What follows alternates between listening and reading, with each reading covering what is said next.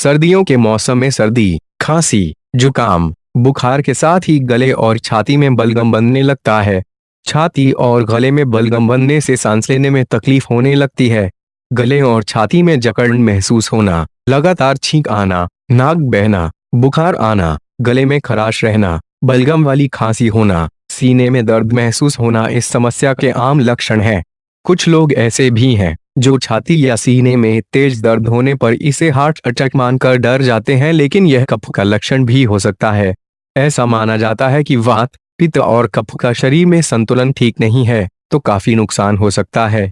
कफ से बचने के लिए सबसे जरूरी है कि ऐसे चीजों को खाने से बचना चाहिए जो कफ पैदा करती हैं। सर्दी, खांसी और गले में जमा कफ से छुटकारा पाने के लिए बार बार एंटीबायोटिक दवाओं का इस्तेमाल करने से आपको कई दुष्प्रभाव हो सकते हैं, इसलिए हर बार गोली लेने से बचना चाहिए। इससे छुटकारा पाने के लिए हम आपको एक देसी इलाज बता रहे हैं। यह चीजें बढ़ाती हैं कफ। दूध और फैट वाली चीजें। दूध कफ को बढ़ाता है। अगर आपकी कफ प्रकृति है तो आपको दूध का सेवन कम करना चाहिए या फिर हल्दी के साथ इसका सेवन करें।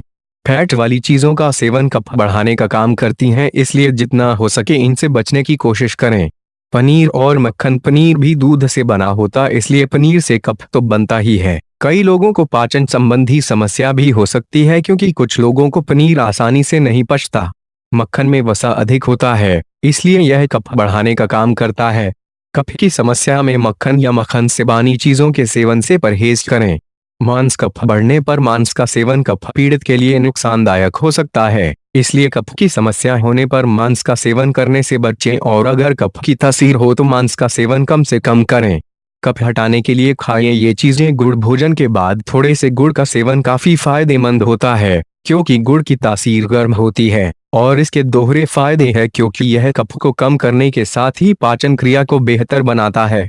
तुलसी और अदरक। तुलसी, सौंठ, अदरक और शहद जैसी चीजों का सेवन कफ को कम करने में रामबाण होता है और इन्हें किसी भी तरह से डाइट में शामिल किया जा सकता है और इनके साइड इफेक्ट भी नहीं है। काली मिर्च। सबसे पहले काली मिर्च के कुछ दानों को अच्छी तरह पीस लें। 2 कप पानी गर्म करें और काली मिर्च का पाउडर उसमें मिक्स कर दें। जब पानी उबलकर 1/4 रह जाए तो इसे छान लें। अब इसमें 1 चम्मच शहद मिलाकर अच्छी तरह मिक्स कर लें। आपको इसका सुबह शाम दोनों समय सेवन करना चाहिए।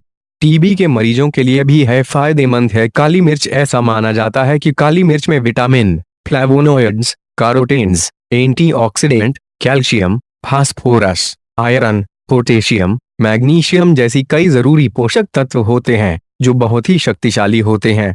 पिपरिन नामक तत्व के कारण इसका स्वाद सबसे अनोखा है। काली मिर्च कैंसर और टीबी जैसी खतरनाक बीमारियों से शरीर की रक्षा कर सकती है।